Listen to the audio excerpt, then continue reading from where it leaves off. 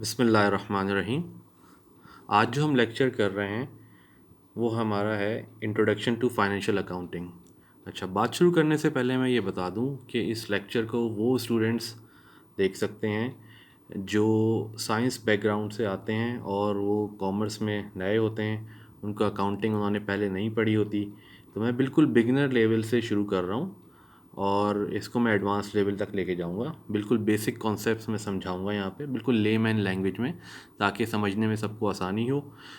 वो स्टूडेंट्स जो bachelor of commerce में हों, जो इंटरमीडिएट कॉमर्स में हों और जो बीबीए कर रहे हों, वो इस लेक्चर से बेनिफिट ले सकते हैं। ठीक है, बात शुरू करते हैं।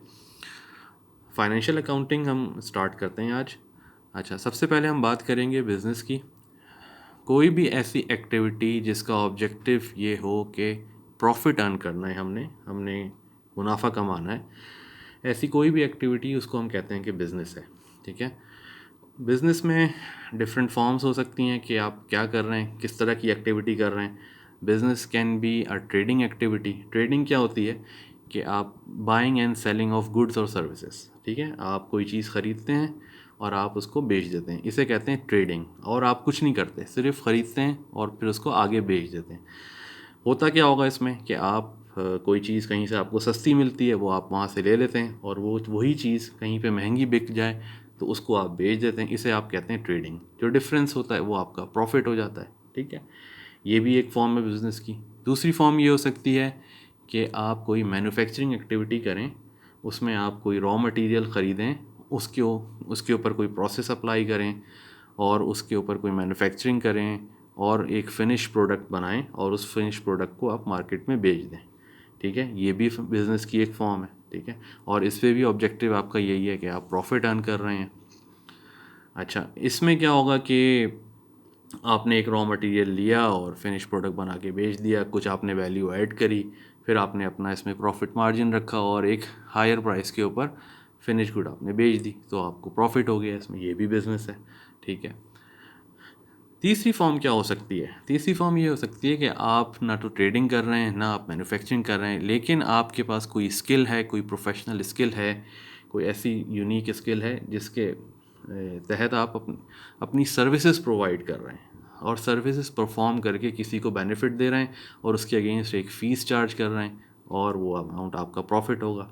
ठीक है, तो परफॉर्मेंस ऑफ सर्विसेज जो है वो भी बिज़नेस के अंदर ही आता है। ठीक है, वो भी एक फॉर्म है बिज़नेस की। अच्छा, अब ये तो हो गई कि आप बिज़नेस एक्टिविटी कर रहे हैं। ठीक है, अब बात करते हैं कि बिज़नेसेस को किस तरह से किया जाता है। ठीक है, there are different types of business organisations. ठीक है, अच्छा, ये स्टैंड पॉइंट जो है यहाँ पे वो है ओनरशिप का। हम बात कर रहे हैं कि बिज़नेस ऑर्गेनाइजेशन की ओनरशिप स्टैंड पॉइंट से। ठीक है, अच्छा, अगर एक आदमी बिज़नेस करता है और वो इस बिज़नेस को ओन करता है तो हम इस तरह के बिज़नेस को हम कहेंगे कि ये सोल प्रोप्राइटर है। ठीक है, सोल प्रोप्राइटर जो है वो यानी कि सिंगल ओनर मैनेज वो बिज़नेस है, एक आदमी उसको ओन करता है, तो उसे हम कहते हैं सोल प्रोप्राइटर।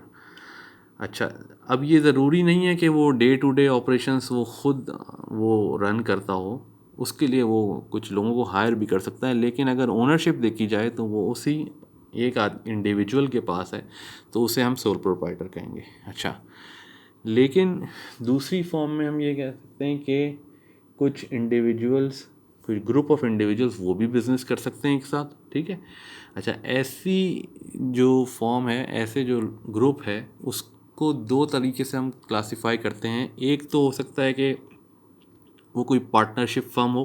ठीक है, एक से ज़्यादा इंडिविजुअल्स हों और वो एक पार्टनरशिप फर्म इस्टेब्लिश करें और उसके थ्रू बिज़नेस करें। ठीक है, दूसरी फॉर्म ये हो सकती है कि ग्रुप ऑफ इंडिविजुअल, जो कि it will be a bigger group of individuals.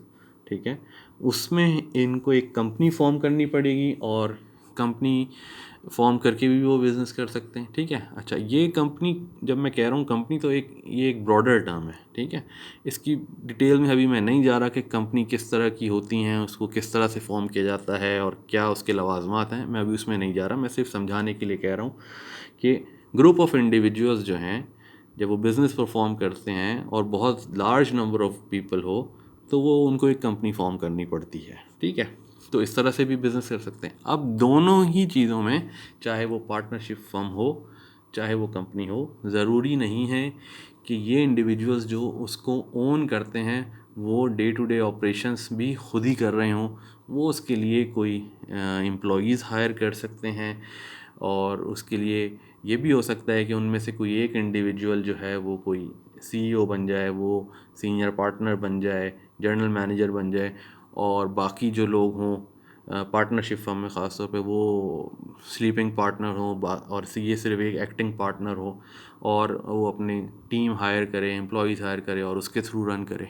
लेकिन ओनरशिप जो है वो उन तमाम इंडिविजुअल्स की रहेगी, ठीक है। ये चीज़ भी हम पढ़ेंगे जब हम पार्टनरशिप अकाउंटिंग पढ़ेंगे, तो उसमें ये सारी चीज़ें कवर करेंगे कि स्लीपिंग पार्टनर क्या होता है, एक्टिंग पार्टनर क्या होता है, ये सब चीज़ें। और कंपनी, जब हम कंपनीज अकाउंटिंग पढ़ेंगे तो वहाँ पे हम ये पढ़ेंगे किस तरह कंपनी फॉर्म की जाती है, कितनी टाइप्स ऑफ कंपनीज होती हैं और बाकी उसकी क्या डिटेल्स हैं, ठीक है। लेकिन मैं ये बता रहा था कि बिज़नेस करने के लिए कंपनीज भी होती हैं, पार्टनरशिप फर्म्स भी होती हैं, सोल प्रोप्राइटर भी होता है। ज़्यादातर आपको आज जब आप देखेंगे तो आपको ज़्यादातर कंपनीज नज़र आएंगी जिसके थ्रू बिज़नेस किया जा रहा है, और आपको कुछ पार्टनरशिप फर्म्स भी नज़र आएंगी। सबसे अच्छी एग्जांपल उसकी हो सकती है कि लॉयर फर्म हो, कोई चार्टर्ड अकाउंटेंट्स फर्म हो, कोई टैक्स कंसल्टेंट्स की फ़र्म हो, कोई आईटी फर्म हो, उसके अलावा कोई कंसल्टेंसी फर्म हो। वो नॉर्मली पार्टनरशिप की तरफ काम कर रहे होते हैं, ठीक है। और कुछ जो बड़े बिजनेसेस होते हैं, जैसे कोई कंपनीज जैसे आपने देखी होंगी, वो कंपनीज फॉर्म करके बिज़नेस कर रहे होते हैं। तो ये सारे बिज़नेस कर रहे होते हैं और ये सारी टाइप्स हैं हमारी बिज़नेस ऑर्गेनाइजेशंस की, ठीक है। अच्छा, अब सवाल ये पैदा होता है कि अकाउंटिंग कहाँ है। देखें, जब कोई बिज़नेस होता है तो उसके अंदर एक्टिविटीज़ होती हैं बिज़नेस के अंदर, और उसमें ट्रांजैक्शंस होती हैं, ठीक है। अब बिज़नेस की तमाम एक्टिविटीज़ को, ट्रांजैक्शंस को हमें रिकॉर्ड करना होता है, ठीक है, ताकि हमें चीज़ों का कंट्रोल हो और हमें पता चले कि हम कर क्या रहे हैं, ठीक है। अच्छा, अब हम चलते हैं अकाउंटिंग की डेफिनेशन की तरफ। अच्छा, अकाउंटिंग की डेफिनेशन के बारे में ये बता दूं कि आपको मुख्तलिफ़ बुक्स में अकाउंटिंग की मुख्तलिफ़ डेफिनेशंस मिलेंगी, ठीक है। ये ज़रूरी नहीं है कि आप किसी एक डेफिनेशन को याद कर लें या आपको आनी चाहिए। असल चीज़ ये है कि आपको समझ में आना चाहिए कि ये होती क्या है और इसका पर्पस क्या है, ठीक है। तो फाइनेंशियल अकाउंटिंग, मैंने एक अगर मैं उसको डिफ़ाइन करूं अपने अल्फाज में, ये मेरी अपनी डेफिनेशन है, कोई ऐसा नहीं है कि ये मैंने किसी बुक से कॉपी करी है। We can define the accounting as a set of rules to record all the business activity and transactions, and then summarize those transactions in the form of meaningful statements through which business performance can be evaluated, ठीक है। अच्छा, जब business हो रहा है तो उसके अंदर ट्रांजैक्शंस हो रही होंगी, आप कुछ परचेज़ कर रहे होंगे, कुछ सेल कर रहे होंगे, कहीं से कैश कलेक्ट कर रहे होंगे, किसी को पेमेंट कर रहे होंगे, यही सारी एक्टिविटीज़ होती हैं, ठीक है। अब ये सारी एक्टिविटीज़, इनको हमने एक ख़ास सेट ऑफ रूल्स के तहत हमने इनको रिकॉर्ड करना होता है, ठीक है। ना सिर्फ इनको रिकॉर्ड करना होता है बल्कि हमने इनको समराइज़ करके कुछ ऐसी स्टेटमेंट्स फॉर्म करनी होती हैं जिससे हमें बिज़नेस के रिजल्ट्स पता चलें, ठीक है।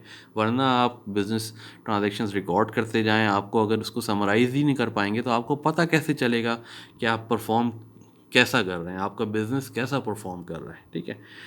तो उनको, उनके रूल्स हैं, उन रूल्स के तहत आप उस एक्टिविटी को, उस ट्रांजैक्शंस को रिकॉर्ड करते हैं। फिर उन ट्रांजैक्शंस को समराइज़ करके आप कुछ ऐसी स्टेटमेंट्स बनाते हैं जिससे आपकी बिज़नेस की परफॉर्मेंस आपको पता चले, और फिर आप उसकी परफॉर्मेंस को इवैल्यूएट भी कर सकें और उसकी बेसिस पे कुछ डिसीजंस ले सकें।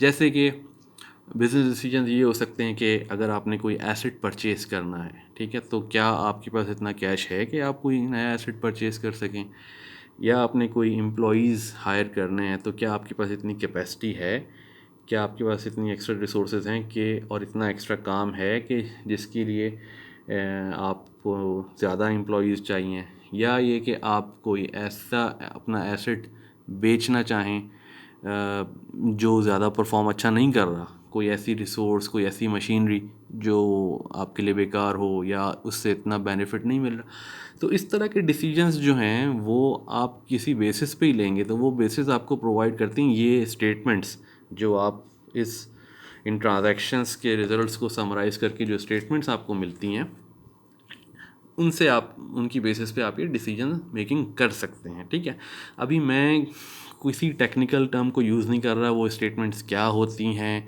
उनकी डिटेल्स क्या हैं, इस स्टेज पे मैं बिल्कुल भी उसको डिस्कस नहीं कर रहा, क्योंकि हम आगे इसको नेक्स्ट वीडियोस में इनको पढ़ेंगे और बहुत डिटेल में पढ़ेंगे। ठीक है, तो वहाँ से बात क्लियर हो जाएगी। यहाँ मैं सिर्फ ये बताना चाह रहा हूँ कि अकाउंटिंग होती क्या है, ताकि उसका कॉन्सेप्ट एक लेमैन को, जिसने पहले कभी अकाउंटिंग नहीं पढ़ी हुई, उसको पता चल जाए कि ये क्या है। ठीक है, अच्छा, जब हम अकाउंटिंग की बात करते हैं तो फिर इसको मज़ीद थोड़ा डिटेल में देखते हैं और हम बात करते हैं क्लासिफिकेशन ऑफ अकाउंट्स। ठीक है, अब आपका जो बिज़नेस है, ठीक है, और बिज़नेस की अकाउंटिंग आप कर रहे होंगे, तो जो अकाउंट्स हैं आपके डिफरेंट अकाउंट्स, उनको हम 5 कैटेगरीज में क्लासिफाई कर सकते हैं। बिज़नेस की चाहे कोई भी ट्रांजैक्शन हो, कोई भी एक्टिविटी हो, वो इन 5 के अलावा और कुछ नहीं हो सकती। अच्छा, फॉर एग्ज़ाम्पल ये हैं क्या? ये हैं number 1 assets, number 2 liabilities, number 3 capital और इक्विटी, नंबर 4 रेवेन्यू और इनकम, एंड नंबर 5 एक्सपेंडिचर। तो जो भी आपकी एक्टिविटीज़ या ट्रांजैक्शन होंगी वो इन्हीं 5 कैटेगरीज़ में फॉल करेंगी। ठीक है, इनके अलावा कोई छठी कैटेगरी आज तक जो है ना ईजाद हुई नहीं है। ठीक है, अच्छा, अब इसकी एग्जांपल क्या है? जैसे एसेट है, फॉर एग्जांपल आपने कोई गाड़ी खरीदी।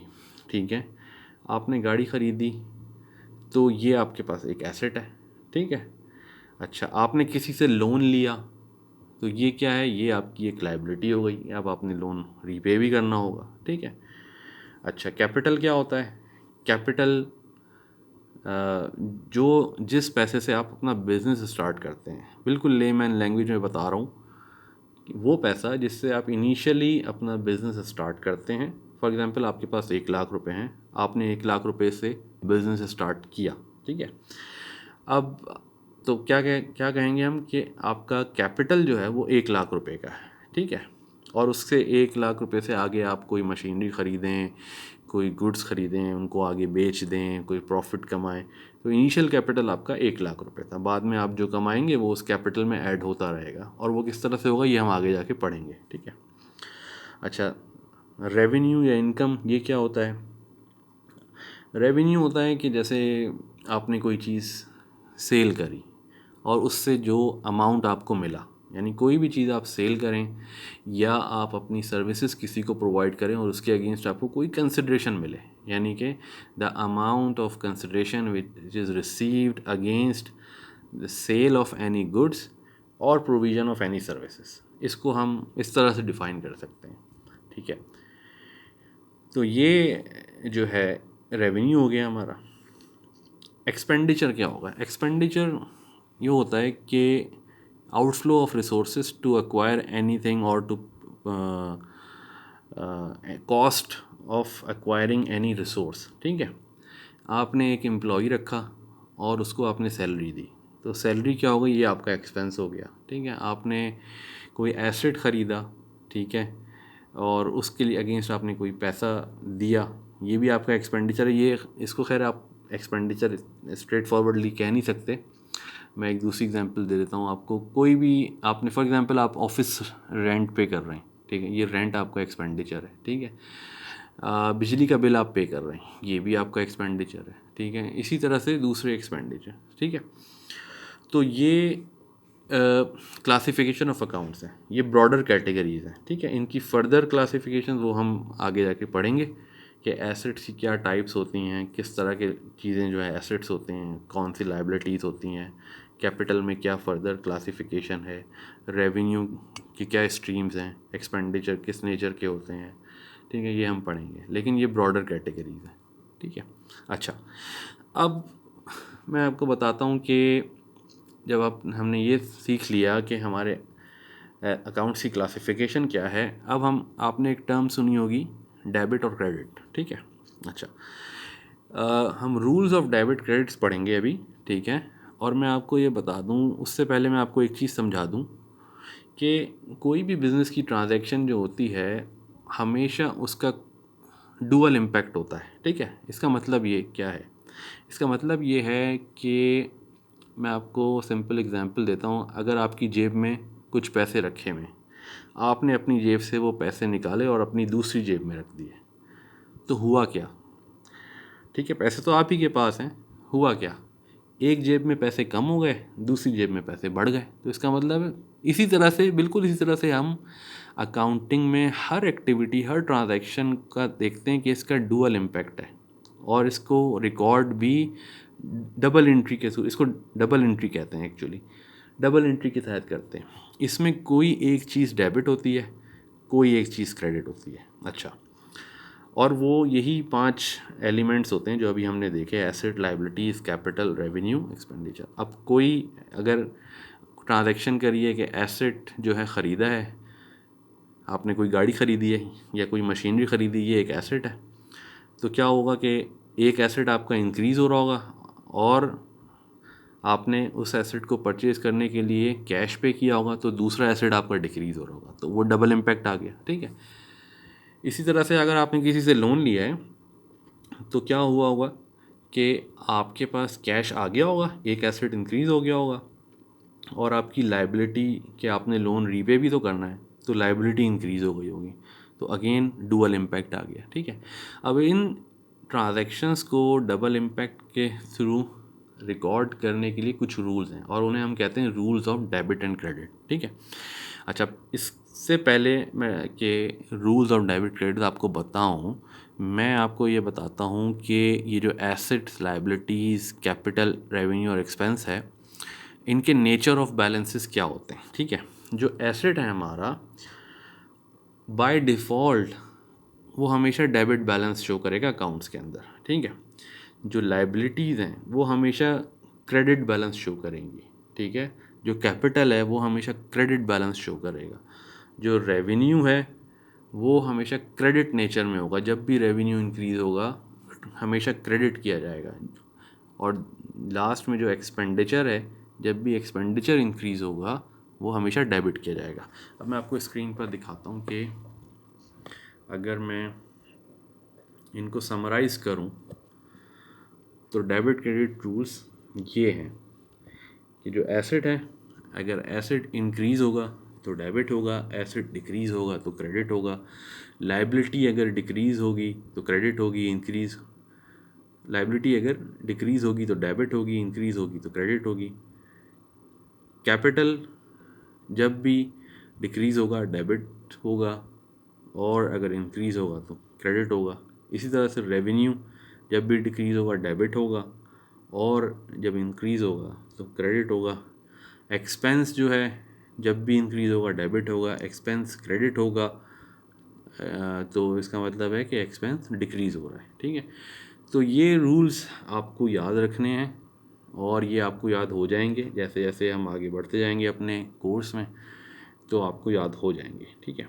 अच्छा, अब मैं आपको बताता हूँ कि जो अकाउंटिंग है, इसको समझने के लिए एक कॉन्सेप्ट होता है टी अकाउंट्स का, ठीक है।